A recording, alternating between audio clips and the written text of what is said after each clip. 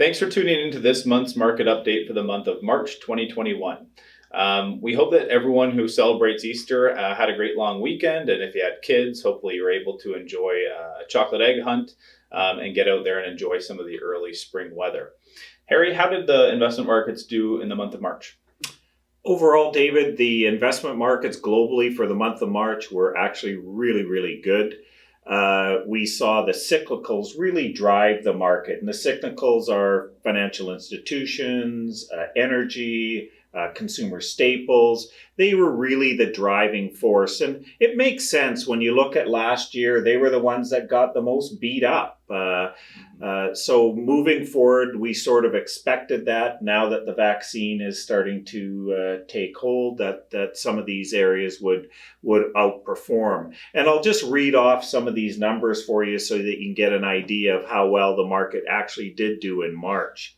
The United States and the S&P 500 was up 4.24% in March, and the Dow Jones Industrial was up 6.6% in March. And NASDAQ, which doesn't really have very many cyclicals in it, was actually only up 0.41% in comparison. And in Canada, the S&P TSX was up 3.55%. And of course, that was led by the cyclicals, the banks, energy, and consumer staples. Europe overall was also very good. They were up right across the board almost. And Asia was sort of where we had some choppiness. We had a little bit of a mixed bag. And actually China was the worst performing market in the month of March. Mm-hmm. David, why do you think cyclicals performed so well in March and during the first quarter of 2021 overall? Well, I think the driving factor has been that expectations for growth, so GDP forecasts for a lot of major economies globally improved significantly in recent months compared to the end of last year. So you touched on it already, Harry, as vaccines are starting to really get rolled out, particularly in the United States, is doing a really good job with vaccination.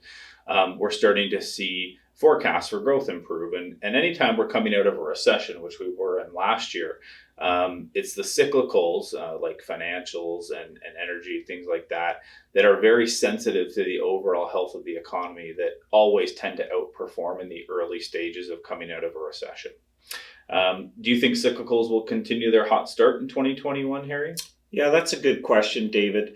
I do. I actually think, especially the value-oriented ones, it's been a very interesting market and things have performed sort of the way we had thought typically. Usually as you come out of recession, the cyclicals are the ones that have been the most beat up and are the ones that do tend to recover more once the market itself feels like the recovery is coming on. And as you mentioned, I think that the vaccine and where we are has really sort of pushed that. It's also been interesting because what you see is you've seen the companies with actually the worst balance sheets lead the market. And not by a little bit, they've led it by quite a bit. I think over 20% has been the gap between the companies with the weakest balance sheet compared to the companies with the strongest balance sheets. But you and I and everyone knows that eventually we revert to means, and that means the companies with the strong balance sheets are going to be the ones that are going to take over and drive those returns in the future. David, with interest rates have gone up significantly in recent months. Do you expect this trend to continue?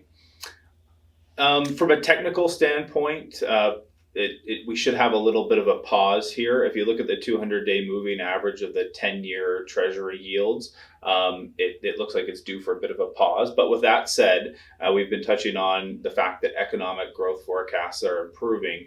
And so as that continues to unfold, as long as there's no major hiccups there, we should see interest rates continue to gradually move forward. And a lot of forecasts are talking about the 10-year treasuries touching maybe close to 2% by the end of this year, and they're currently at 1.6%. So the last few months we've seen interest rates really shoot up, and interest rates will continue to trend in that direction, but it shouldn't be, the move should not be as extreme as they've been to this point. Well, it's officially been a little over 1 year since the pandemic was declared back on March 11th, 2020. And just reflecting back on the last year, I know it's been really challenging for a lot of people, but we owe a huge debt of gratitude to all the frontline workers, healthcare workers, educators. I know lots of you are probably watching this video who have been taking on this task, and we all want to just say thank you to you guys for all that you've done for our community during this challenging time. Absolutely, David. Heart-whole thanks to everyone during this time period.